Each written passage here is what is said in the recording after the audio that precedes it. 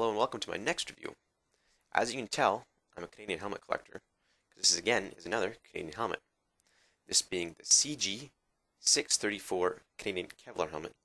This helmet is in current issue and features a CAD pack cover,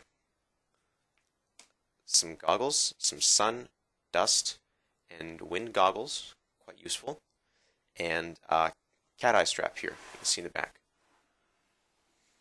Now looking at the back, we can see that there is an extra bulge here. This is a pouch that contains additional kind of CAD pack material that go down the nape of your neck there, protect from sun and cold, kind of blowing wind and whatnot. So as I said, this is the CAD pack cover. CAD pack is a Canadian digital camouflage. If I'm correct, this is the first digital camouflage ever to be used by any army, developed in about 1994 to replace the traditional U.S. olive drab used by the Canadian Armed Forces. It was actually first used by the Canadian Army on the CG634 and eventually became a part of other parts of the uniform as the Army phased them in. This was used by the Canadian Army and still is used by the Canadian Army as a replacement of the aged M1 helmets that I detailed in the previous video. As you can see, there's flared ears that provides a lot more protection, quite similar to a World War II German helmet. This helmet was actually based off of a French design that was based off a Pasget helmet, developed by the U.S. Army, of course, the M88. Oh, excuse me. So, looking at the outside of the helmet, we can see there's actually little straps here, kind of like belt loops. They hold on the goggle strap. And there's another one there. This cover is quite form-fitting to the helmet. It fits it very well. You can see there's rubber here. And if you actually look at the back of the helmet, the back kind of goes up a bit. This would be so when you're shooting laying down, the helmet doesn't really get in the way of your back and the back of your neck. Quite good. As I said, or might not have said, I got this at a pawn shop for a pretty good price for the rarity of this helmet. These helmets are not surplus, so if you can get your hands on one, you gotta get your hands on one right then and there, because you're not gonna find another one cheap anywhere else. Yeah, so these are the dust goggles from the front. You can see me a little bit here, hand on my stomach, of course, making a video. Yeah, I picked these goggles up separately, actually, at a surplus store not too long ago. Good price. I mean, add some extra flair to the helmet. So now I move to the inside of the helmet here. I'll move the strap around so you can see a bit better. It kind of looks like a traditional M1 helmet liner. You have your cross straps here, and then your sweatband here. It's actually adjustable by Velcro here. That gives you some extra headroom and a little bit of depth. The main feature of this, I find, is this strap system here. This is quite good. I like this, probably the best of all my helmets. It's pretty much like a seat belt.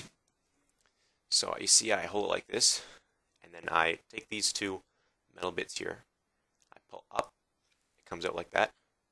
Just like a seat belt. And then when I want to put it back in, I just hold it like that. It clicks right back into place. Quite good. Quite sturdy. And there's actually a little leather spot here so it's not rubbing against you. You don't pinch yourself. But I'm going to open it up again so we can take a look at the inside better. Surprisingly like a bicycle helmet. Surprisingly like a bicycle helmet. You have the trauma foam here. This will protect you from concussive blasts. Like I said, there's the cross strap here. Kind of uncomfortable, this helmet. I like the suspension, but kind of uncomfortable. At the back we have, this will go around the back of your neck there. Provide actually a little shock absorber there. Keep you from rubbing on these metal bits here. And this, these adjust, of course, the length you open them up. Move them up and down. Gives you some extra room. You can see the rubber rim in there again. Pretty good helmet, I find. Probably my favorite in my collection. Because the newest and rarest. Rare in Canada. Even rarer outside of Canada. You'd be lucky to find one of these not like in Canada. Liner is held in by these little plastic doodads here. They kind of pop out like this. Take a look at that. Maybe you can't. My hand's in the way. My camera's in an awkward position. Those just stick in under the liner. Under some actual extra foam here. I'll show you in a second. Right there. Yeah, right there. So that's basically the rundown of this helmet. You can get several covers for these helmets. The easiest being to find on eBay, I think, is the winter camouflage for this. It's not really camouflage so much as it's just white cloth made in this design.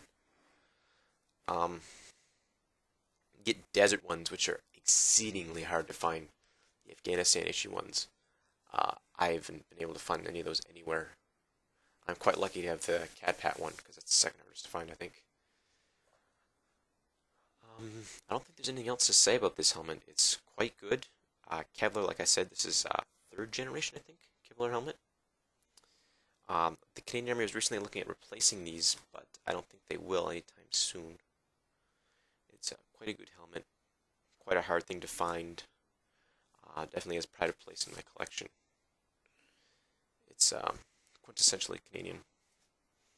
I like it, and I'll see you in the next video. Like and subscribe, as always.